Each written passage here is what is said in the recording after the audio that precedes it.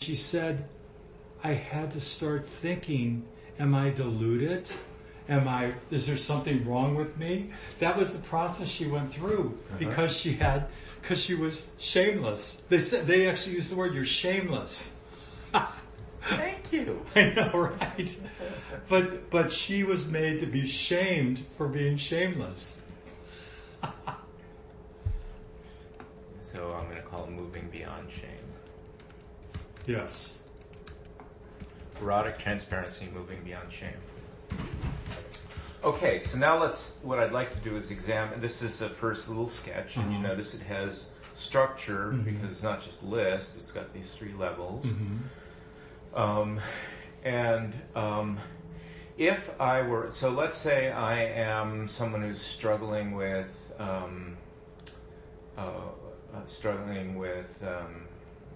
premature ejaculation. Okay, how would I engage this? Okay. Where is this book speaking to me? Okay. Let me speak to how I would engage this, and then we'll see where it fits in here.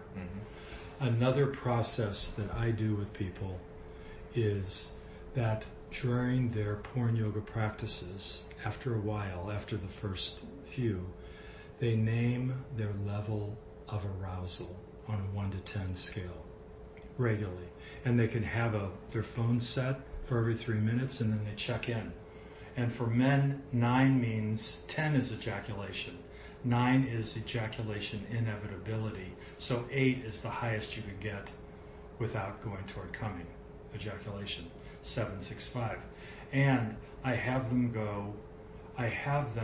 at people especially who are premature ejaculators, but others to go up to 7, 8, and then let yourself go down to 3, and then go up to 7, 8, and to do this several times. And I had no idea that the result, almost, I would say, 3/4 of people find this amazing, that they can control the level of their arousal and go back and forth and all this. And there's one person who's and I think I told you this story. The biggest breakthrough that I've learned from someone else in this is the man who started out premature ejaculator. He says right in the beginning, by 11th session, he then tells me afterwards, he says, I found out that going up and being at 8 is not the place, because I can't stay at 8. I come all the time when I'm at 8. I found at 6, he can go to 6 and play. He can go to be in his bliss. He's a dancer. He moves, he plays. I have an hour, 15 minutes of him masturbating on video where he's in 6 most of the time. He does go up a little, he sometimes moves up and down, but so he found what he never would have conceived of, that the pleasure play place that he could go to that's satisfying is 6.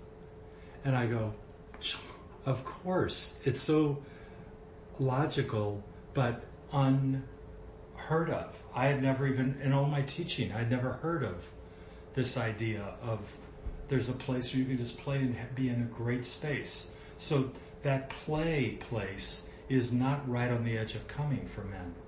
That's the danger, the scary walk. I mean, some people like to walk along and they get good at balance, but why do that? That's not a play. That's a task, or you always have to be aware.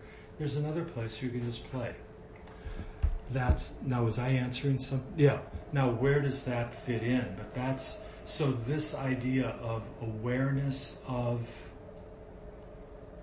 arousal levels among everybody, that they are just aware, men and women, where I am, because that's about then you can regulate when you have this innate awareness.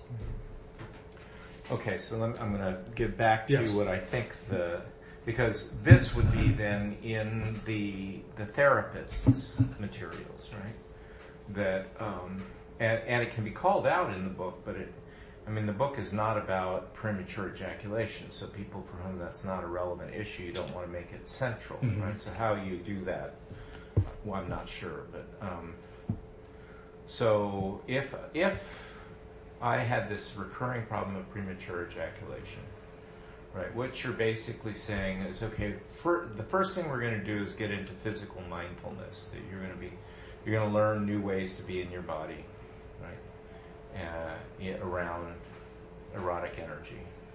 And through time you're going to become more skillful around placing your attention and maintaining your awareness and attention as you're in states of arousal. And that then when you move into the second stage, you're going to be able to use that attention to actually teach yourself things, to move your, to be able to aim for specific levels of arousal, right? And to know the difference between, what's comfortable and playful and what's edgy and, and to be able to consciously engage with making choices around that. And the premise is that the more that opens up to you, right, the more what is it? Because I don't know enough about the actual dynamics of premature arousal, but I'm sure that there's a whole... So mindfulness is probably a dimension of it. People are just unconscious. Crucial. But I'm guessing that shame and other kinds of feedback loops build into it as well, right? A variety of things can cause the actual... But it's that excitement. People go from 1 to 8 and can be within 20 seconds. There's no self-regulation. I wish. There's no. I wish. I had too much self-regulation in the old days. No, it was never true for me. Any rate, okay. So, does this address? Because what we're saying is, don't work on the problem directly. Work on becoming alive in your body. Right? Really is the message here. But I think what we're looking at in our second stage, play, and being in your rhythm, part of it has to do with this process separate from premature ejaculation, and that is learning what's the ideal place of arousal in your body to just be, and you can fluctuate. But that's not at 8 or for a woman right before, because it takes too much attention and focus. But to be just play is, I'm making a generalization, but most people to play, it's a little below that, and just to enjoy. But I'm wondering about, again, it's hard for me to project myself into someone who has this particular experience, because it's almost the opposite of the way I am, right? And so I don't have an intuition about what are the psychological dynamics going on and whether we've spoken to them through what we're proposing here. So I don't either, in terms of some of the psychological. Here is one of my... By the way, in sexological bodywork, most of it, we have forbidden the term energy, sexual energy, because in terms of science, there's no such thing. But what I call...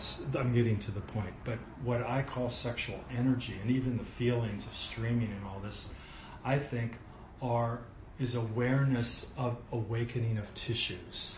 So if I'm charged, well, your tissues are charged with more oxygen, like in breathing. And you even feel streamings. It's not sexual energy, it's streamings of embodiment, of your awakened tissue. It's neurological firings and things that are happening, excitement, etc. So So I think your question about what's going on is there's really little awareness of the body in people who are premature ejaculation. So the first stage is, for everybody, is to become more aware. And this is where practice comes in. it's not. It doesn't happen one LSD trip or all this. It's a practice to become more aware. But to get